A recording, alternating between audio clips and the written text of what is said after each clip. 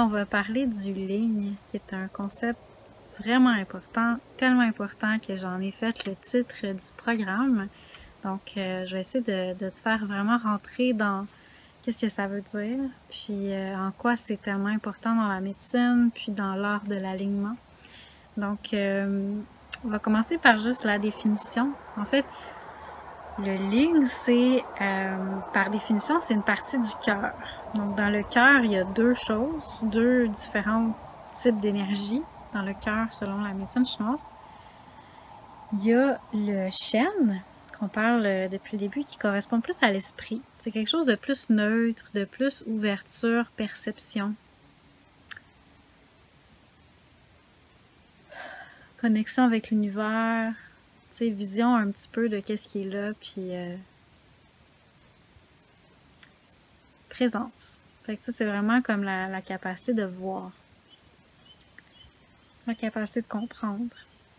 Versus le ligne, c'est vraiment plus comme la voix, en fait, du cœur, comme plus l'appel, sa soif, son appel, son aspiration, son alignement, son orientation.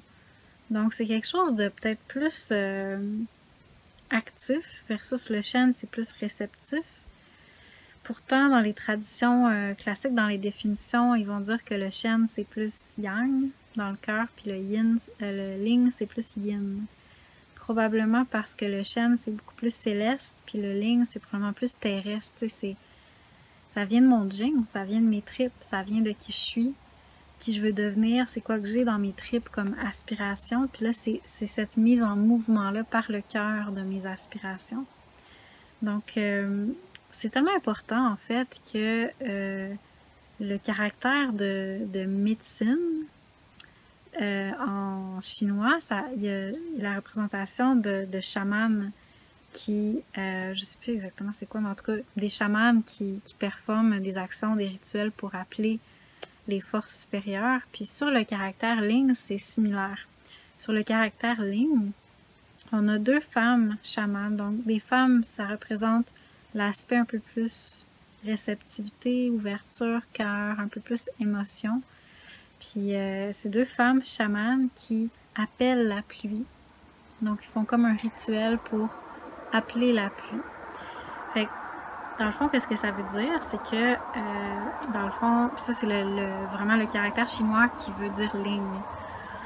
Ce que ça veut dire, c'est que c'est vraiment par l'acte de rituel, en fait, l'acte rituel de connecter avec ce qui est dans le cœur, puis de lui porter, de lui donner voix, de lui donner vie, de l'amener à porter action, puis à appeler à travers ça, appeler à travers nos actions. Donc cet appel-là, à travers nos actions, c'est une forme de prière, c'est une forme de demande. C'est comme, je voudrais que les choses changent dans ma vie, je voudrais que rencontrer quelqu'un, je voudrais que je puisse plus aider les autres, je voudrais que, puis là ça peut être très vaste, mais ça émerge du Jing, puis par le cœur, c'est à travers le Ling que ça va prendre vie, ça va se manifester. C'est vraiment cette impulsion-là, cet appel-là. Puis en faisant ça, en fait, ce que ça dit, c'est que ça invoque le ciel pour créer du changement. C'est comme, parce que le changement, tout ce qui arrive en fait dans l'univers vient du Dao.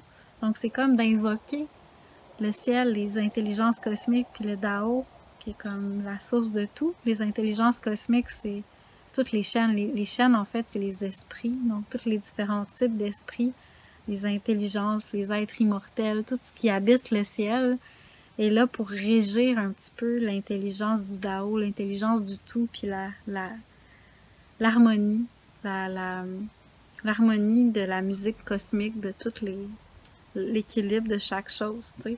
Fait que c'est comme si on appelait le Dao à travers les chaînes, à travers les différents esprits, ou juste à travers le Dao, peu importe comment tu nommes ça, pour qu'il y ait un changement qui nous soit envoyé, tu sais, parce que souvent les choses sont au-delà de nous. On peut pas juste faire puis que ça va changer, tu sais, même si faire, ça nous aide à changer, mais il y a souvent une portion qui nous appartient pas.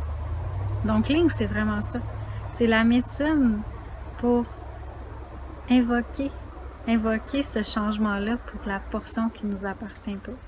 Puis en même temps, Ling, c'est aussi faire son travail parce que c'est impossible d'appeler le ciel puis demander qu'il change les choses pour nous si nous, on n'a pas d'abord fait tout ce qu'on pouvait faire, tout ce qu'on devait faire pour que les choses changent.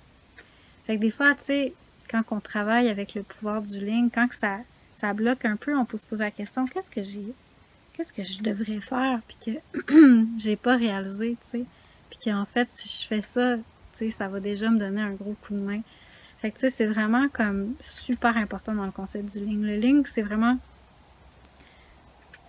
En fait, c'est parce que je fais l'action juste. Je fais qu'est-ce qui est juste que je fasse. Par exemple, j'ai un problème digestif. Ça, c'est un truc que je donne souvent en exemple parce que j'avais créé un cours là-dessus, puis parce que j'ai eu tout un cheminement avec ça.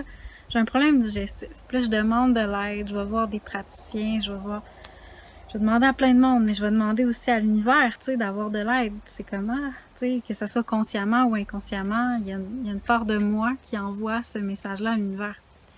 Puis en parallèle, ben même si je demande tout ça, possiblement que je fais des choses qui m'aident pas.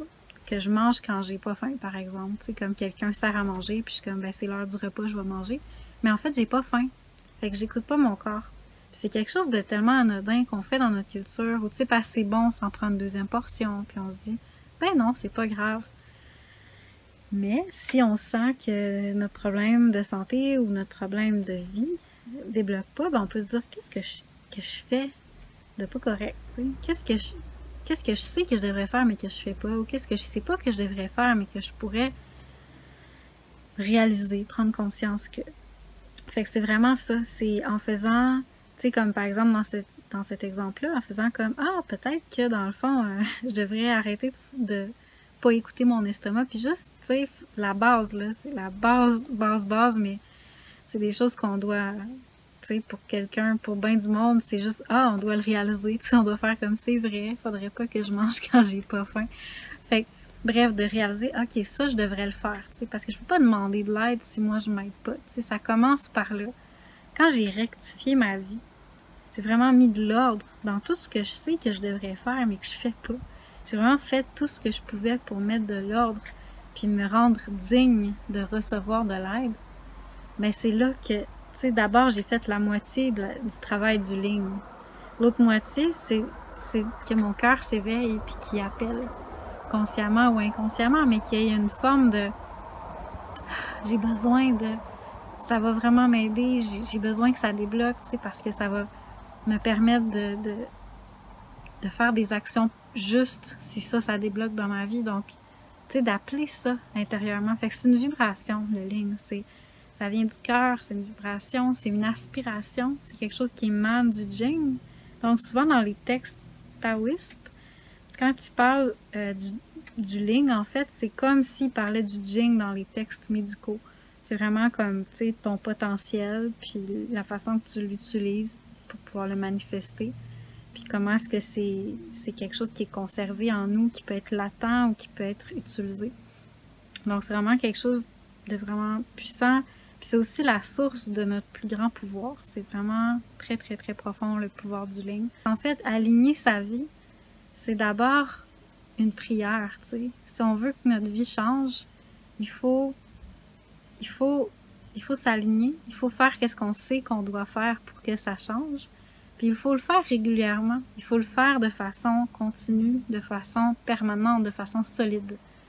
Fait qu'il faut continuellement écouter dans son cœur qu'est-ce qui est juste, puis faire la bonne chose, faire l'action juste, même si c'est difficile, de jour en jour, continuellement, comme une prière, pour qu'éventuellement le ciel nous entende, puis qu'il fasse comme elle a vraiment travaillé fort, elle est digne qu'on lui apporte les changements qu'elle a besoin, tu sais.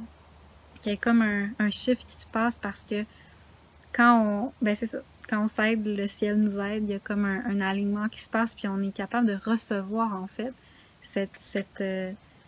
que ça soit les messages d'inspiration, l'énergie qu'on a besoin pour mettre en mouvement ou mettre en action les choses qu'on aspire, ou peu importe c'est quoi, les rencontres, que ça soit pour pouvoir nous permettre d'épanouir notre potentiel. Donc, peu importe c'est quoi, tout émane vraiment de mettre de l'ordre dans sa vie.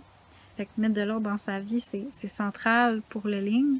Puis c'est vraiment pour ça qu'on fait ça. On apprend d'abord à comprendre c'est quoi les forces qui nous font dévier de qu'est-ce qu'on ressent puis qui est l'action juste.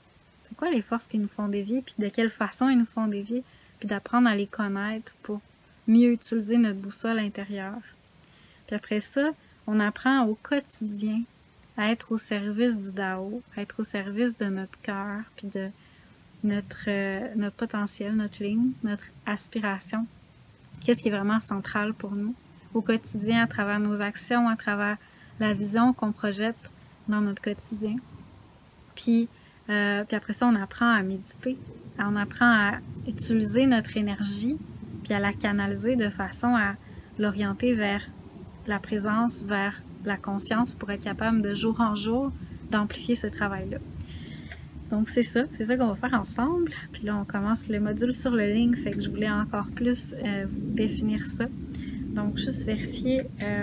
Ah oui, une autre chose qui est important à comprendre dans le concept de Ling, c'est que c'est pas parce que je fais tout ce que je dois faire, c'est-à-dire rectifier ma vie et, tu sais, me rendre digne que le ciel m'aide, puis en même temps, appeler avec le plus profond de mon cœur, appeler la pluie, appeler que la pluie m'aide, fasse descendre de l'aide pour peu importe ce que j'ai besoin. C'est pas parce que je fais ces deux choses-là que la chose que j'espère va arriver. Parce qu'on peut pas forcer le ciel. Le ciel, c'est quelque chose de comme vraiment divin, au-delà de nous, de vraiment intelligent, de vraiment puissant, puis qu'il y a une sagesse qui est bien au-delà de nous. Donc, des fois, ça arrive que quand on utilise la médecine du Ling, ça fonctionne pas. Mais en général, c'est extrêmement puissant. C'est vraiment comme des plus profondes médecines que j'ai connues. J'ai vraiment eu des résultats incroyables en utilisant cette médecine-là à plein de niveaux. Tu sais, quand il y a quelque chose qui bloque, là, puis tu n'arrives pas à le débloquer, c'est quelque chose de vraiment beau, puis vraiment un outil incroyable, puis c'est important de le connaître. Puis d'un autre côté, il faut rester humble là-dedans. Donc, on peut pas forcer le ciel en disant « Là, j'ai tout fait ce qu'il fallait que je fasse. Aidez-moi! » Tu sais, c'est vraiment au-delà de ça. C'est vraiment de rester humble, créer le contexte approprié pour qu'il y ait un changement, appeler ce changement-là par nos actions, par notre cœur, la vibration de notre cœur, par l'attention où on la met, puis après ça, rester humble, puis faire confiance, parce qu'il y a quelque chose d'encore plus au-delà de nous, quelque chose qu'on voit pas derrière tout ça. Donc, il y a certainement des réponses qui vont venir, peut-être sous une forme que je m'attends pas, puis peut-être que ce sera pas ce que je désire qui va se manifester, mais quelque chose d'autre qui va faire partie de l'intelligence du tout, puis qui va être bienveillant, parce que le Dao, comme on dit dans la religion chrétienne aussi, tout est juste, tu sais, c'est bienveillant, c'est l'amour, tu sais, fait que c'est pas, j'ai pas besoin d'avoir peur de ça, même si les choses que j'appelle ne viennent pas, quelque chose d'autre va se placer qui va être juste, puis qui va me combler différemment. Donc c'est ça. Fait que aussi, pour bien comprendre ce concept-là, je peux te rajouter des petites informations. C'est qu'ils disent dans les textes taoïstes que, en fait, ce qu'on dit, c'est que les chaînes, les esprits, peu importe comment on voit ça, ne peut rien sans le Ling. Donc, peu importe comment Dieu, comment le Dao, peu importe comment tu l'appelles, voudrait nous aider, il peut rien faire si nous, on n'a pas d'aspiration, on n'appelle pas ça, on vibre pas dans notre cœur, on n'est pas comme j'ai soif de, je veux ça, j'aspire à ça, tu sais, j'ai besoin de telle chose. Puis c'est très différent du désir. C'est pas comme je veux ça, tu sais, puis là je deviens vision tunnel, complètement attachée à ça. C'est plus comme je sens que j'ai vraiment besoin de ça, puis ça me fait vibrer, puis je pense que ça va vraiment me permettre d'aller dans le sens de qu'est-ce que je dois accomplir dans ma vie, tu sais, puis de vraiment comme vibrer à ça, tu sais, sentir, mais rester humble, tu sais, j'ai pas besoin, tu sais, c'est correct si je l'ai pas, mais en même temps, c'est tellement important pour moi, tu sais, je le vois, je le ressens, je vibre à ça, puis je l'appelle par mes actions, je l'appelle par comment je me sens, comment je vibre, où je mets mon attention, par les mots que je choisis, par tout, en fait. Donc c'est ça. Puis on dit aussi que les êtres qui sont pleinement réalisés, les chênes ou les immortels, ceux qui ont accompli leur destinée, après ça, sur Terre, ils sont comme libres, ils n'ont plus nécessairement un devoir à accomplir une mission de vie. Donc, ils sont comme des êtres qui habitent sur Terre, puis qui sont là, puis qui ont ce pouvoir-là, en fait, parce qu'ils l'ont comme débloqué. C'est comme si ce pouvoir-là de leur cœur, de leur ligne, la capacité d'appeler le ciel pour invoquer des choses puis les créer dans le monde, ben eux, ils l'ont 100% parce que ils ont tellement accompli l'action juste qu'ils se sont réalisés là-dedans. Donc c'est là qu'en fait, ils ont vraiment pleinement ce pouvoir-là. Puis on voit ça chez beaucoup de saints, de grands maîtres de différentes traditions, comment est-ce qu'ils étaient capables de faire comme des miracles ou faire des choses vraiment belles, tu sais, mais qu'en général, ils le faisaient pas. Tu sais, même s'ils étaient capables ils le faisaient seulement quand ça allait aider la personne à se repentir ou à ouvrir son cœur ou à changer de direction parce qu'ils savaient que le Dao a une intelligence vraiment importante puis que on doit pas changer les choses comme elles sont faites, t'sais. On doit appeler puis utiliser ce pouvoir-là seulement quand il y a vraiment quelque chose de profond qui a besoin, quelqu'un qui a besoin d'ouvrir son cœur puis que là ça va comme éveiller les consciences. Fait que par rapport à ce concept-là, sur autant sur les maîtres que je viens de raconter, les personnes qui ont vraiment comme accompli un certain pouvoir, puis comment ils l'utilisaient de façon sage, puis l'enseignement qui est derrière ça. J'ai des livres intéressants en exemple. Je vais vous les mettre dans les notes en dessous du vidéo.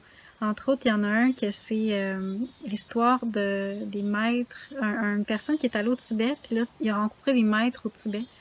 Puis c'est vraiment beau, cette histoire-là. Donc, c'est un livre à lire, absolument, vraiment un livre fascinant, en 2 tomes. Puis l'autre livre que je vous recommande, c'est plus en lien avec, c'est quoi ce pouvoir-là qu'on a d'appeler la pluie? Tu sais, ce pouvoir-là du cœur.